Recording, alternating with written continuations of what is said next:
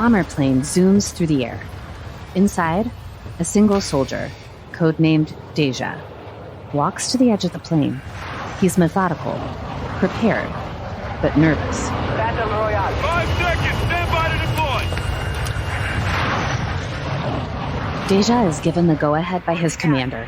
Get to the safe zone. He looks down and jumps.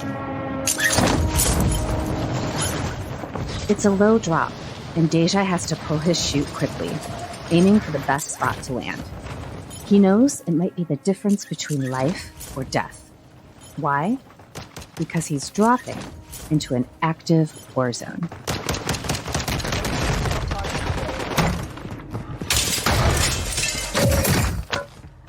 Deja quickly lands on an empty rooftop and smashes through a skylight. He lands on his feet in a large, messy room, looks around. Is there someone around that corner? Behind him? He quickly makes his way across the room to a stairwell, cautiously running up. The rooftop is empty. Deja bounds across it and jumps to another rooftop below. Looks around. Still no enemies. He makes a small leap to the ground. No! He probably has a gun! And then... I'm dead. Deja has been attacked. But this isn't real life. It's the video game Call of Duty Warzone. And within 10 seconds, Deja is able to come back to life and fight again. Deja fights the battle alongside his teammates, and moments later, finds himself near the water. He dives in.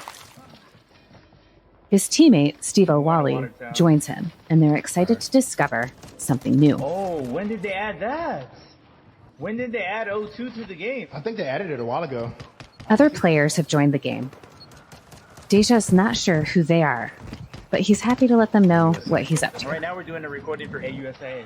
And even if they don't win in this mission, they know that spreading their message is the most important part of the game. At this very moment, all around the world, millions of people are playing games like Call of Duty, League of Legends, and more. Most play alongside, or against, friends or complete strangers. But they're all united in one quest, to complete their missions and have fun in the process. For many, games are a way to take a break from the intensity of deployments, to help treat PTSD and anxiety, and to connect with fellow soldiers. And games can also be a way to let civilians know the value of service, and show some fun things that happen in the Army. In today's episode, our hosts sit down with Staff Sergeant Randy Ojeda, aka Deja, and Staff Sergeant SteveOWalle, aka SteveOWalle, two members of the Army Esports team.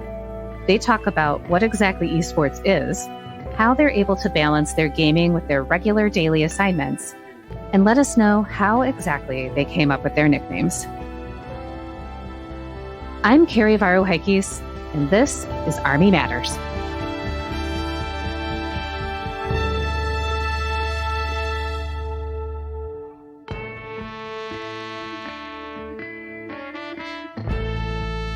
Is there a member of the Army or extended Army family that's made a special impact on your life?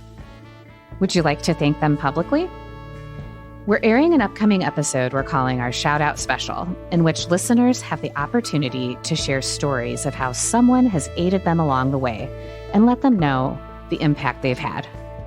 If you'd like to give a shout out to someone, please call us and leave a message on our HUA hotline at 703-236-2914, or send us a note to podcast@ausa.org. That's 703-236-2914, or podcast@ausa.org. HUA.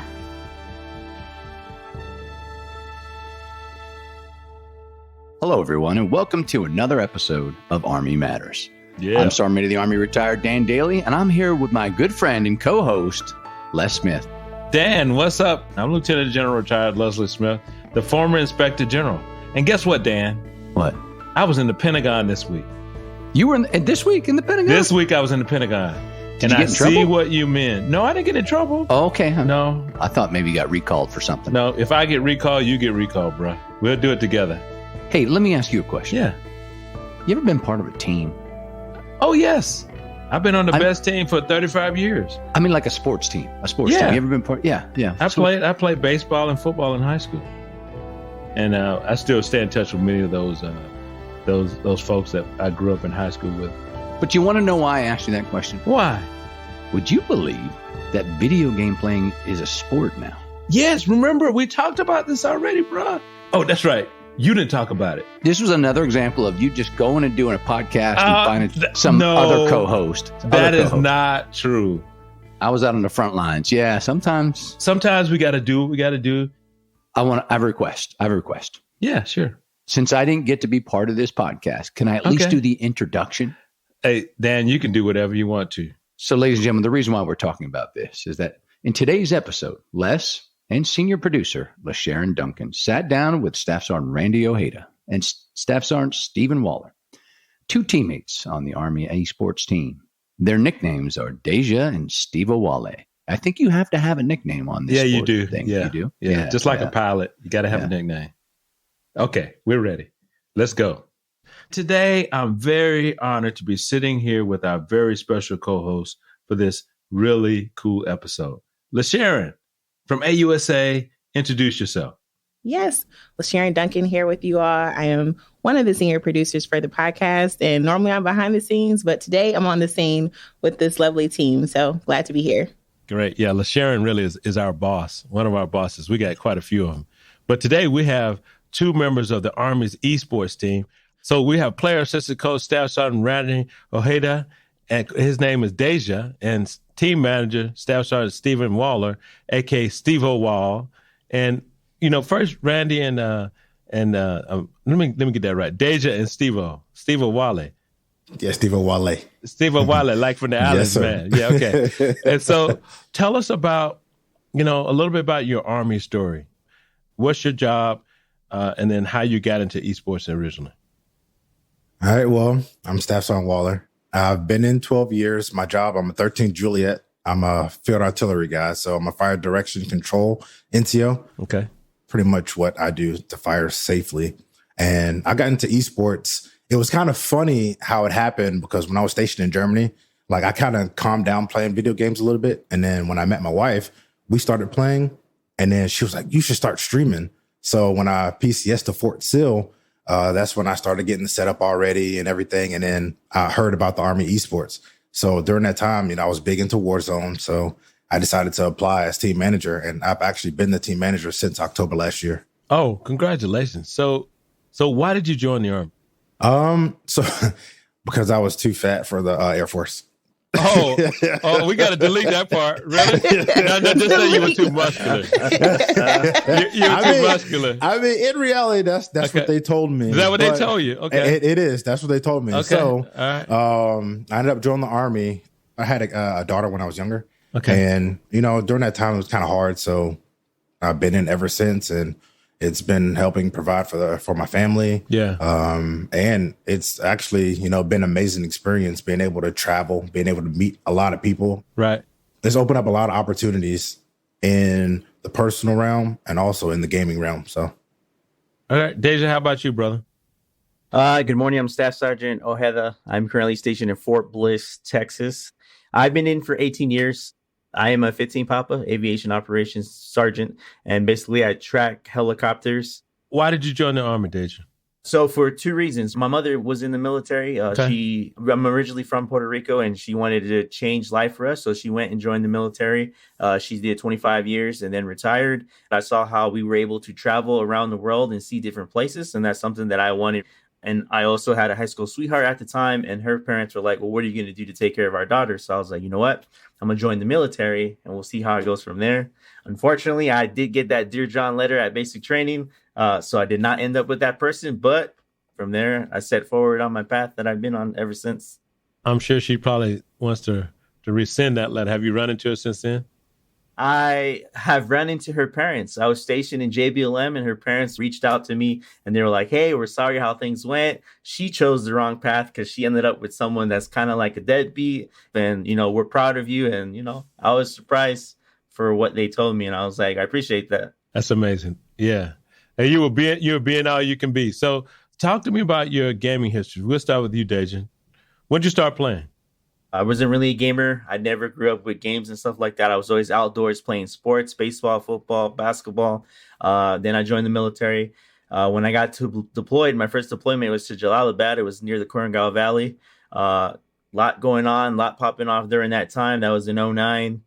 I went to the MWR. They had games set up there, and I was like, you know what? Let me sit down, try it out. And for me, I took a liking to it. This was Modern Warfare 2 came out, and for me, it was an outlet to just forget where I was when I was deployed. I was, yes, playing a combat game in a combat zone, but I knew in the game that the person to the left and right of me wouldn't really die. They would come back to life. And to us, that was just a way for us to connect together, have fun, play against each other, but know that none of us were going to actually get hurt or die. And we used that as a tool when we were out there. Yeah. Okay. How about you, SteveOWalle? Oh, sir, I've been playing since I was about like 8, 9. Okay. I remember back in the day when we had Nintendo. Oh, yeah. So we had a Super Nintendo. Right. And during Christmas time, what we used to do is we used to literally go to the box and like, oh yeah, this is a game. So we'd like slit it open and then like pull the game out and then we'll play it and then put it back by the time my mom got home. Okay. And then once Xbox 360 came out, like my brother and I, we were very competitive when it came to like Madden. Once 2K came out, like we started to get very competitive amongst each other. And then I didn't get involved with Call of Duty until I think Modern Warfare 2, the older Modern Warfares. And like I've just been stuck ever since. So that's literally like my game now. I can't even play anything else for the most part. Okay. All right. So how did you guys come up with your nicknames? So for me, I've changed my name multiple times. So I was on a thing with Wale Gaming, and then when I was doing that, it felt more of like an organization. And then I was like, you know what? I could just use SteveOWalle. For me, it sounds better. I think it kind of looks better, and plus it represents me. So mine is Deja Vu, but everyone calls me Deja. Deja Vu. They call me Deja for short, so I've stayed with Deja. This is where I ended up with that. Okay. World War II came out. I was playing competitive, and I kept killing people over and over. And they're like, "It's like Deja Vu. He keeps killing me." And then from there, I was like, "You know what? I like that." Nice. So I took after that, and I was like, "Deja Vu it is," and I've stuck with this Nice. since. And then, yeah. Yeah, so you all mentioned Call of Duty and the various versions of that game. But for those who aren't familiar with Call of Duty, can you let us know a little bit about the game for those who aren't familiar with the game? Call of Duty is a first-person shooter game. It's literally been the number one shooter for countless amount of years. Call of Duty has like pretty much mastered first-person shooters. So I think that's the reason why it's very popular. And a lot of people like the franchise. I know they have a lot of campaign that come along with it. So it's a very, very good game. Okay, cool. What is esports and why do you think it's so popular? When gaming first started, there was competition based, but it wasn't a big thing. There's a corporation called MLG, which is Major League Gaming. They were the first ones to come up with online competitive gaming where you could go on to a website, create a team, and then you guys could set up matches to play against each other for money. And then from there, it slowly started progressing to, we should make an actual league for this. And that's where the whole esports thing came out. It started out with CDL, which is the Call of Duty League. And then from there, it grew to Halo was competing at the same time. Then there was, what else? Rocket League started doing it, Madden tournaments here and there. And it just started to become bigger and bigger. And they noticed that high schools are starting to pick it up. Colleges are now starting to pick it up. And then the Army was like, how can we reach out to those gamers that are online? What better way to meet someone online and be like, you enjoy playing this game so much? Why don't you come do it for real life and be that character that you are in that game? Be that scout, be that ranger, be that sniper. And then from there, they use it as a recruiting tool. Since you're the manager, SteveOWalle, how does the team operate? Well, I operate the team, just, so we have practice twice a week. Mm-hmm. Throughout the week, we find tournaments. And for the bigger tournaments, like we just came back from Cold Ball a couple of weeks ago. That was something that that had been, told to us like, hey, this is what's going to happen. We're going to have this many people going. We ended up going there, and I mean, we ended up in 7th, but you know, it was a good time. And then right after that, eFuse, they had a tournament, and it was pretty much kind of like the same concept. It was a combat cup against other branches. Okay. And of course, you know, we came on top for that one. So of course. Yeah. As well as should be. So how many players do you have? Right now I have 7, but 8, including Deja, because he's like my player and assistant team manager. Okay. Due to my other team manager, he's actually deployed right now. Okay. So all the people that play on the team, they do their day jobs and then they practice and do everything else after hours. Yes, sir. Okay. All right. What do your teammates that at your day job think about you being on an esports team? So I just PCS to Fort Drum, and then like literally as soon as I signed into my unit, I had to talk to my commander first and be like, I'm actually going to LA this upcoming couple within the next couple of weeks. But when I had told them that I was a part of the esports, they were actually super excited, and you know, they were like on board with like everything when it comes to esports, which was actually pretty exciting. Okay. All right, cool. How about you, Deja? For me, I haven't had issues everywhere I go. I tell them, hey, I'm part of the Army Esports, and they're like in shock. Like my colonel and sergeant major are always supportive, especially here at 1st Brigade where I'm at Fort Bliss. As soon as he found out, he was like, hey, if you want to go back home and do recruiting and talk about Army Esports, we'll pay for you to go and everything. I was like, wow, that's amazing. Every time I have something coming up, they're like, hey, you got it. Go take care of it. So very supportive all the way around. We just heard about the importance of teamwork. And in today's chapter spotlight, we'd like to celebrate how 2 chapters, one existing, one new, have recently come together. On October 24th, the AUSA Allegheny Blue Ridge chapter visited Virginia Military Institute to celebrate the creation of its brand new chapter in Lexington, Virginia. The ceremony was emceed by Colonel Retired John Miller, the president of the Allegheny chapter. The ceremony included a performance by the VMI band, speeches, refreshments, and the official designation of Captain Maurice Dawson, Mr. John Doran, and Corporal Jacob Rogers as the subchapter's new officers. Congrats to everyone involved. We're very happy to welcome the Lexington subchapter to the AUSA family. Chapter membership is one of AUSA's benefits. As a member, you are invited to join your local chapter where you can network, participate in advocacy campaigns, and use member discounts, including registration and tickets. If you or your chapter would like to be profiled on the show, please email us at podcast@ausa.org. Hooah!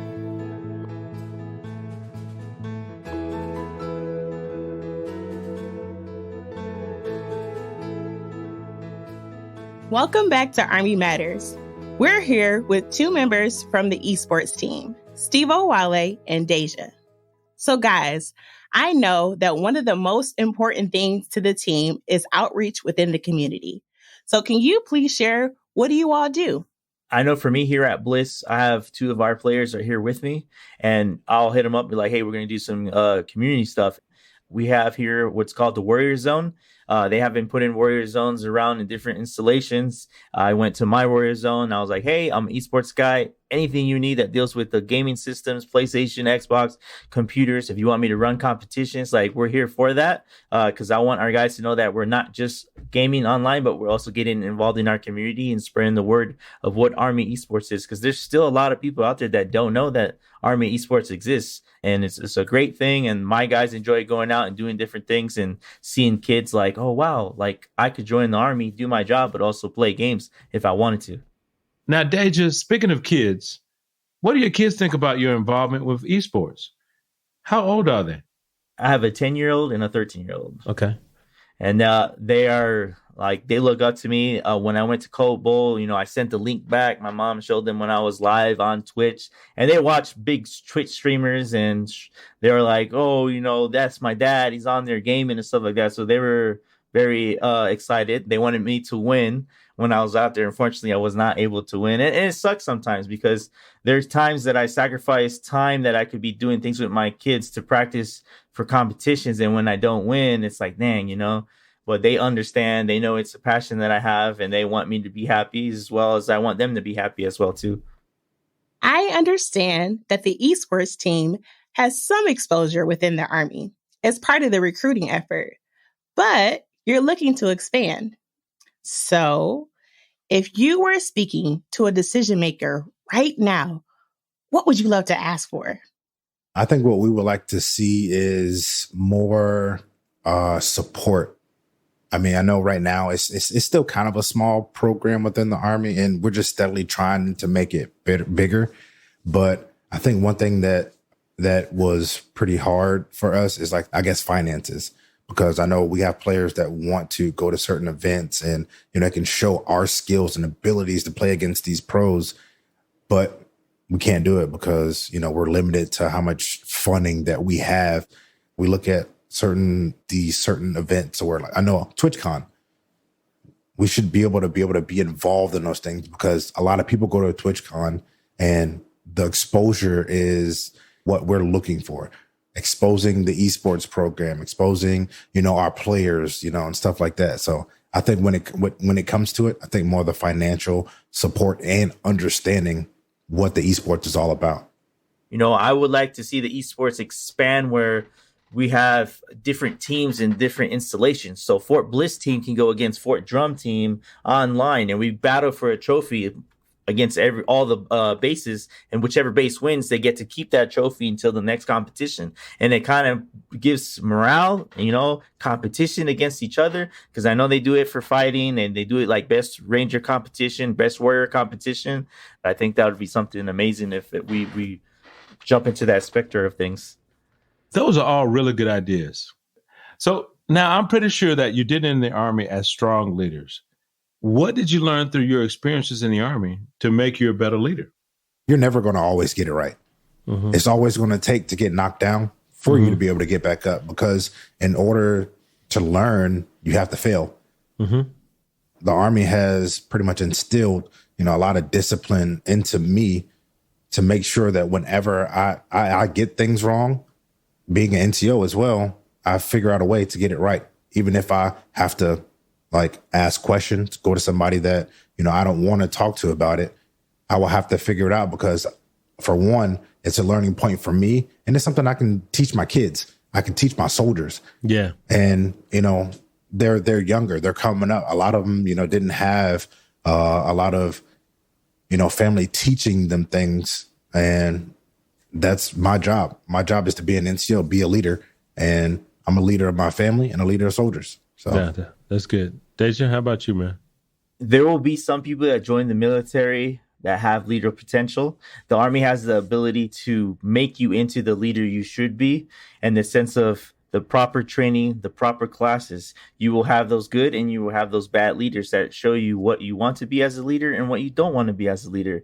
Is you as an individual to take the responsibility of being that good leader that soldiers need right now.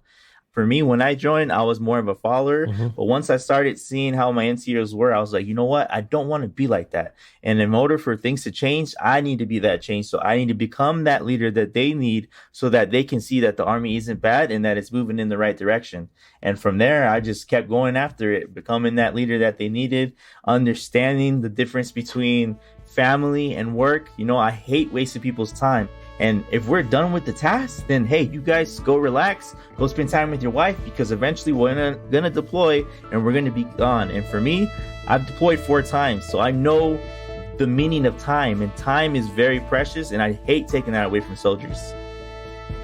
We really appreciate you guys, what you're doing in gaming and esports, for what you represent to the Army and to the nation. So we need to have you guys back on the net when you win some championship, or maybe we go to a gaming event and we do a podcast right out there, like live.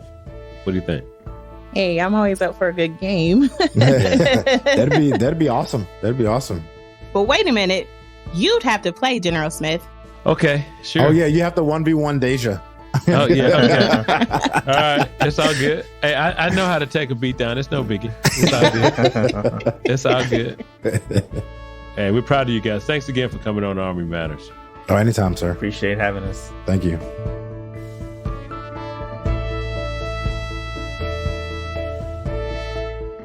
To all our listeners, thanks for joining us. Army Matters is brought to you by the Association of the United States Army, the U.S. Army's professional association, member-supported, Army-connected. Visit us at ausa.org for more information or to become a member. Your membership helps AUSA continue to carry out its mission, educate, inform, and connect with the total Army, our industry partners, and supporters of a strong national defense. Today's episode was hosted by Lieutenant General Retired Les Smith and SMA Retired Dan Daly, and anchor hosted by Carrie Barrow-Heckes. Anthony Dale Call is the producer and writer, and Andy Bosnack is the supervising sound editor. Unzinga Curry is the executive producer, and the senior producers are Carrie Barrow-Heckes and LaSherryn Duncan. Be sure to subscribe to Army Matters wherever you get your podcasts, and please leave a review. As you know, we love seeing stars in the Army, especially if it comes in the form of a 5-star review. AUSA's Army Matters podcast can also be heard on Reach Across America Radio on Monday at 8 p.m. Eastern, on the iHeartRadio app, the Odyssey app, and the TuneIn app with the search of the word Reef. AUSA's Army Matters podcast primary purpose is to entertain. The podcast does not constitute advice or services. While guests are invited to listen, listeners, please note that you're not being provided professional advice from the podcast or the guest. The views and opinions of our guests do not necessarily reflect the views of AUSA. For questions or to provide topic recommendations, email us at podcast@ausa.org. I'm LaSherryn Duncan. Hope you have a great Army Day. Hooah!